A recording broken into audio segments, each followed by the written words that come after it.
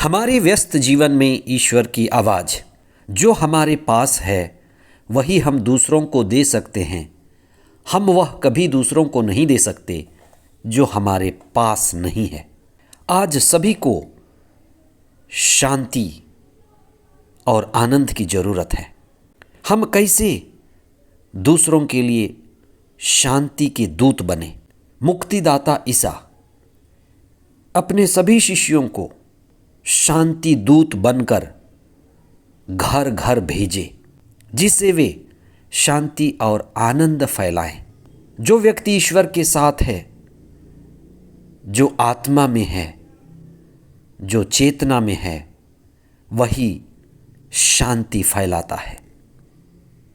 28वां सामान्य सप्ताह 18 अक्टूबर 2023 बुधवार। संत लूकस सुसमाचार लेखक का पर्व। पहला पाठ तिमोथी के नाम संत पौलुस का दूसरा पत्र अध्याय 4 पद संख्याएं 10 से 17। संत लूकस का सुसमाचार अध्याय 10 पद संख्याएं 1 से 9 तक। आज की दुनिया में हम कितनी शोर शराबे, आवाज़ और सूचनाओं से घिरे हैं। एक तरह से सभी ओर से हमारे लिए सूचनाओं और शोर शराबा की बाढ़ है। हमें यह भी देखना है और यह पूछना है कि हम शुभ संदेश से घिरे हैं या अशुभ संदेश से घिरे हैं। आज किस तरह से अशुभ सूचना, अशुभ संदेश आग की तरह फैलती है और जो सुसमाचार है वो कितना धीरे धीरे फैलता है। हमें इस पर चिंतन करना है कि हम किस चीज़ को बढ़ावा दें और कैसे सुसमाचार को अपने जीवन का केंद्र बिंदु बनाएं। वास्तव में हम सौभाग्यशाली लोग हैं कि हमारे पास शुभ समाचार है, शुभ संदेश है। हमें उन सुसमाचार लेखकों का हृदय से धन्यवाद करना है जिन्होंने हमारे लिए ईश्वर के शुभ संदेश को, दिव्य वाणी को हम तक पहुंचाने के लिए अपना पूरा जीवन, अपनी सारी ऊर्जा और अपना सब कुछ सौंप दिया और ईश्वर की महिमा के लिए और मानव जाति के कल्याण के लिए समर्पित हो गए।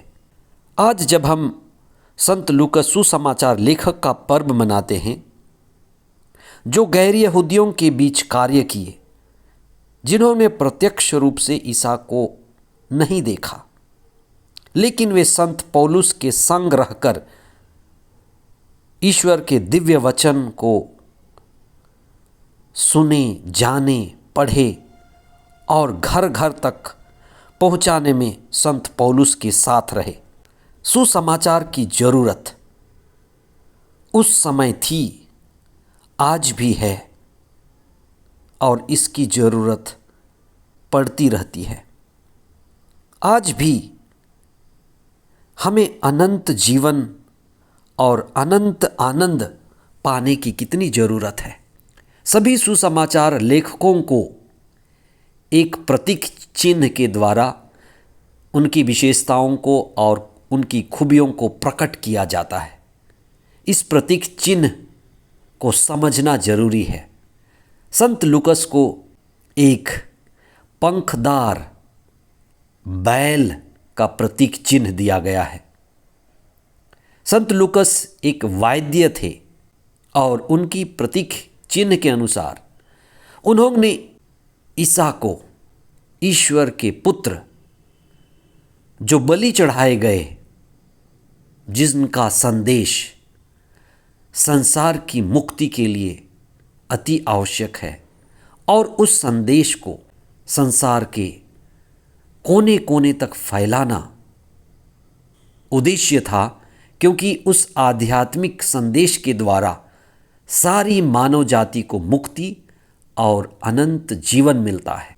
संत लूकस ने ईसा को प्रत्यक्ष रूप से तो नहीं देखा, लेकिन संत पौलुस के साथ कार्य करते हुए धार्मिक अनुभव, ईश्वरीय अनुभव जो मिला उसको उन्होंने लिख डाला।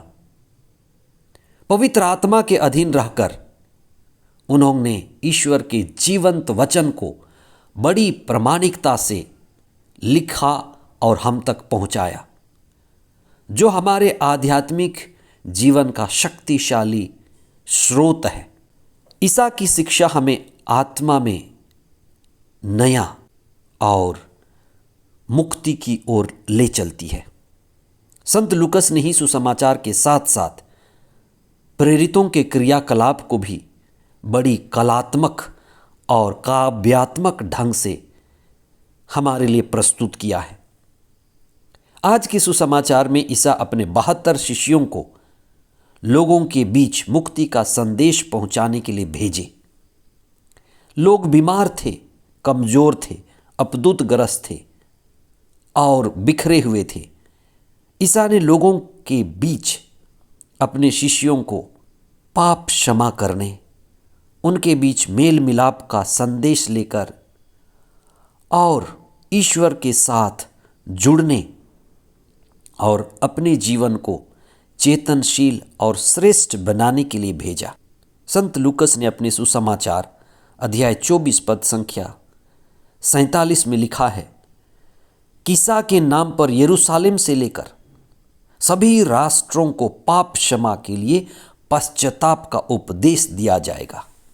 इसलिए संत लूकस का सुसमाचार, जिसमें ईसा की मूल शिक्षा पश्चाताप का उपदेश, मेल मिलाप करने का समय और मेल मिलाप के द्वारा ईश्वर से जुड़कर और लोगों के साथ जुड़कर अपने जीवन को आध्यात्मिक बनाने का मौका।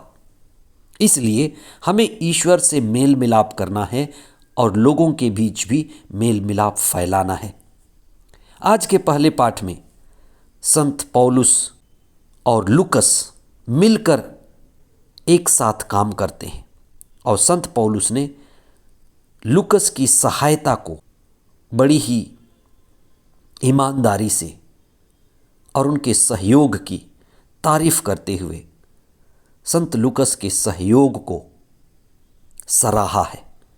हम जहाँ भी रहें ईश्वर के साथ जुड़ें, एक दूसरे के साथ जुड़ें और आध्यात्मिक कार्यों में जुड़े रहें और ईश्वर का संदेश जो शांति और आनंद का है सभी के पास फैलाएं और जो हम हैं वही दूसरों को बांट सकेंगे। प्रभु की आशीष और संत लूकस की मध्यस्थ प्रार्थना हम सभी के लिए प्रेम, आनंद और प्रकाश बने। आमीन।